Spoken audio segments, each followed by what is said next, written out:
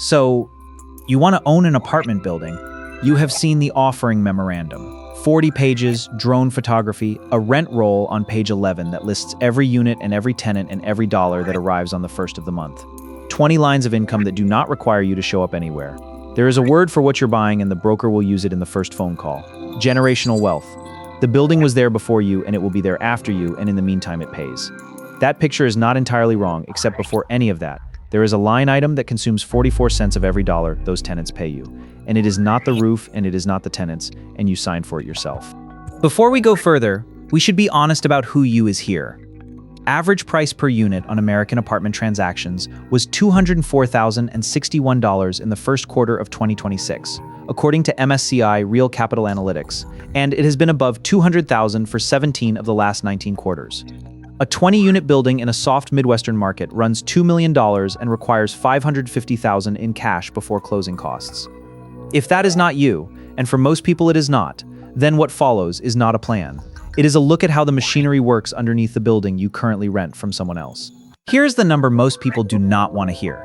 The National Apartment Association published its dollar of rent analysis in January of 2026, built from more than 150,000 standardized operating statements and 45,000 lender underwritten appraisals.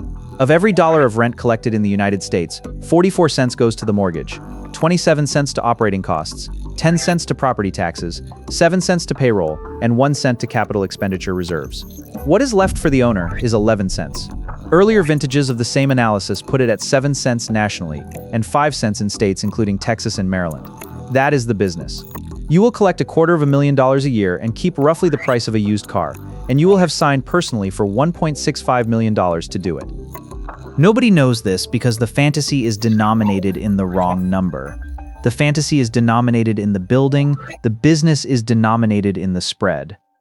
The apartment rental industry in the United States was worth $295,300 million in 2025, according to IBIS World's February 2026 report, growing 1.4% that year across roughly 835,000 businesses. It is enormous, it is permanent, and people will need somewhere to live for as long as there are people. But market size tells you almost nothing about whether you personally will make money from it, because you are not buying the market. You are buying one building at a price someone else set, financed at a rate you do not control. The metric that decides whether you are allowed to buy at all is debt service coverage ratio. It is the property's net operating income divided by its annual mortgage payment, and it answers one question, which is whether the building can pay its own loan. In 2026, most commercial lenders require a minimum between 1.20 and 1.35, with multifamily typically landing at 1.20 to 1.30 according to Commercial Loan Direct. Freddie Mac's standard is 1.25. What that means in practice is that the building must generate 25% more income than the mortgage costs, and the lender will not lend you a dollar more than that test permits, no matter how much you want the building or how certain you are about the neighborhood. When your coverage drifts toward 1.10, you have no margin for a bad quarter. When it touches 1.00, every dollar the building earns goes straight to the bank, and you are working for free. This single number does not just decide your return. It decides the size of the check you have to write, and it is the reason so many deals that look fine at 75% leverage quietly become 60% leverage deals in the lender's spreadsheet. So let us talk about what you're actually buying with that money. The purchase price is the whole cost, and it is set by the capitalization rate, which is net operating income divided by price. National multifamily cap rates averaged 5.7% in 2025 and held there for 7 consecutive quarters, the longest such streak in 25 years according to CBRE. Arbor Realty Trust put the figure at 5.8% for the 12 months to May 2026. But sources genuinely disagree on what the small end of the market looks like. Dominion Financial Services reported in January 2026 that small to mid-sized buildings commonly trade at 6.5% to 7.5%, reversing the premium multifamily once held over single-family rentals. That gap between 5.7% and 7.5% is worth about $1 million on the same building, and which number applies to you depends entirely on the specific street, the specific vintage, and the specific desperation of the seller. Then comes the shocking variable, and it is insurance. The Federal Reserve published an analysis in September 2025 showing average multifamily property insurance rising from $39 per unit per month in 2019 to $68 in 2024 in real terms, an increase of more than 75%. The NAA and IREM benchmark data has insurance up 10.8% in 2024, on top of a 25% rise in 2023. In March of 2026, the NAA reported operators budgeting roughly $275 to $356 more per unit than in prior years, and premiums in Houston passing $1,200 per unit. Nobody in 2019 underwrote that. It arrived as pure subtraction from the line at the bottom.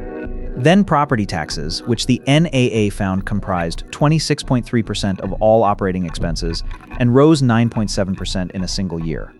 Then payroll, which reached $2,323 per unit in 2024, nearly 20% above 2021. Total operating expenses across the 2024 benchmark, covering more than 1 million units across 109 markets, came to $8,657 per unit per year.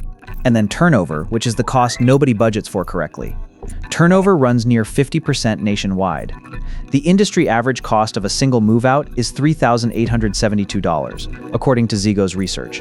And the NAA's own survey found more than half of management firms reporting $1,500 to $3,500 per unit, with nearly 1 in 5 above $3,500. On a 20-unit building turning half its residents in a year, that is roughly $38,000 of paint, cleaning, listing fees, and empty weeks.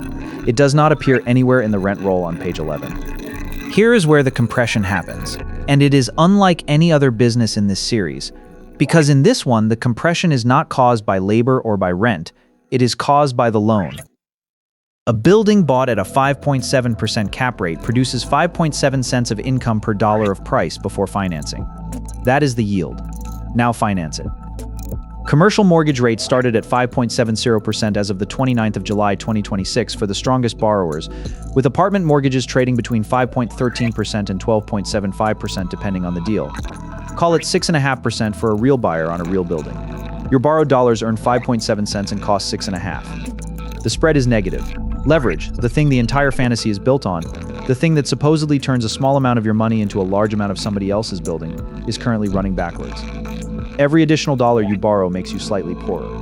That is why the number at the end is 11 cents. Between the 5.7% yield on the asset and the 11% share of rent that reaches you sits a mortgage that takes 44 cents on the dollar, and it takes it first every month, whether or not the boiler held. Now the failure rate, and here we have to be careful, because apartment buildings do not fail the way restaurants fail. There is no equivalent of the Bureau of Labor Statistics survival curve for this business, because ownership does not close its doors, it gets foreclosed. So the honest proxy is the distress data. TREP's CMBS delinquency rate hit 7.29% in August of 2025, the sixth consecutive monthly increase, with apartment delinquencies at a 9-year high. Multifamily specifically ran 7.12% in October 2025 against 6.11% 6 months earlier and 4.18% a year before that. KBRA's March 2026 reporting period showed a 7.7% delinquency rate and a 10.3% distress rate, with the multifamily distress rate rising 92 basis points in that single month. S&P Global Ratings notes, this is the worst multifamily has looked since December 2015, though still far below the 16% it reached in January 2011. The specific failure mode is refinancing. The Mortgage Bankers Association reports $875 billion of commercial and multifamily mortgage debt maturing in 2026, about 17% of $5 trillion outstanding, with S&P Global Market Intelligence projecting the peak at $1.26 trillion in 2027. Moody's Analytics put roughly $180 billion of floating-rate multifamily loans resetting by 2026, and it has already killed real firms. In June of 2026, The Real Deal reported that S2 Capital, a Dallas syndicator, faced foreclosure auctions on 3 Dallas-Fort Worth properties totaling $140 million, with portfolio distress above $218 million, and the feeder fund manager telling investors to expect a full loss of equity. Those buildings did not empty out. Occupancy nationally is 95.5%. They were destroyed by the loan. And now the killer, which is the part nobody sees coming, because it is not a risk. It is a consequence of winning.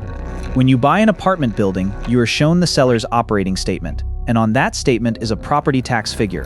That figure reflects an assessment that may be years stale, set when the building was worth considerably less than you are about to pay for it. And in most jurisdictions, your purchase is the event that resets it. The specialists at Tactica Res put post-sale reassessment at 80 to 85% of purchase price in South Florida, and 90 to 95% in the Twin Cities metro.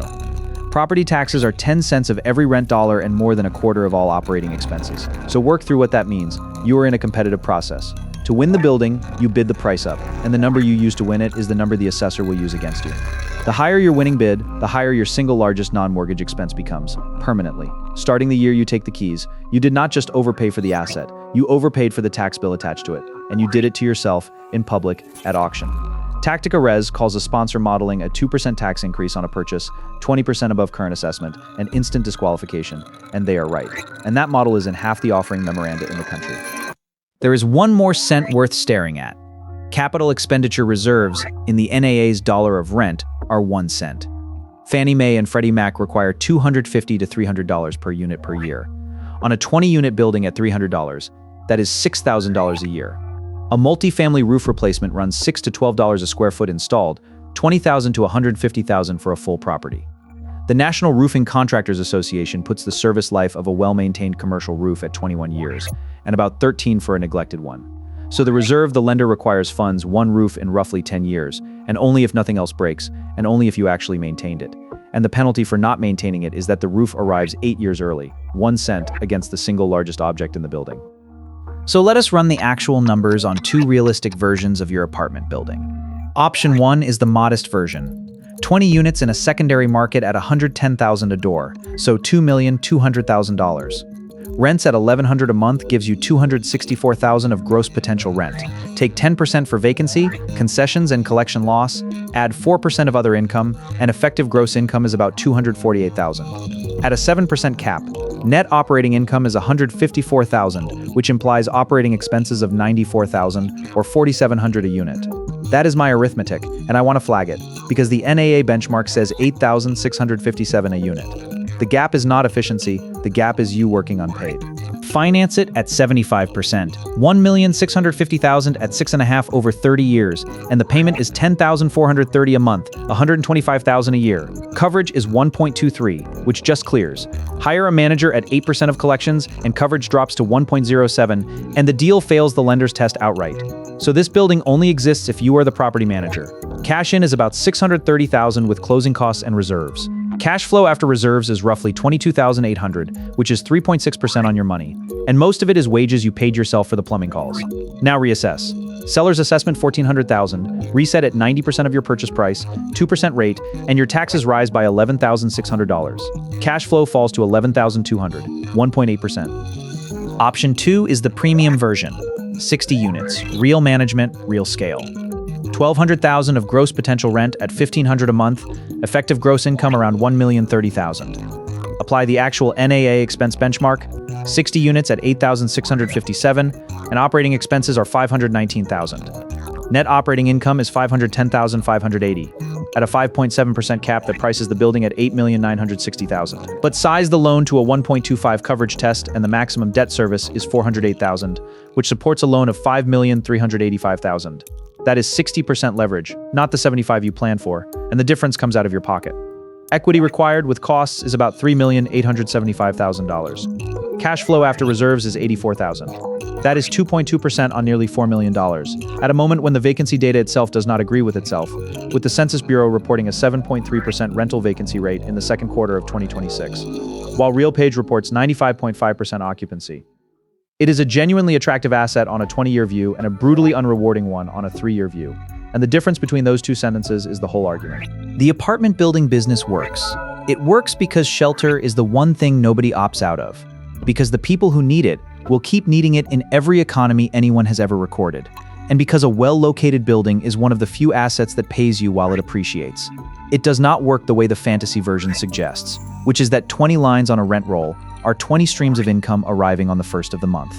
It works when you buy at a price the tax assessor can live with. It works when your debt is fixed and long. It works when you reserve for the roof before the roof asks.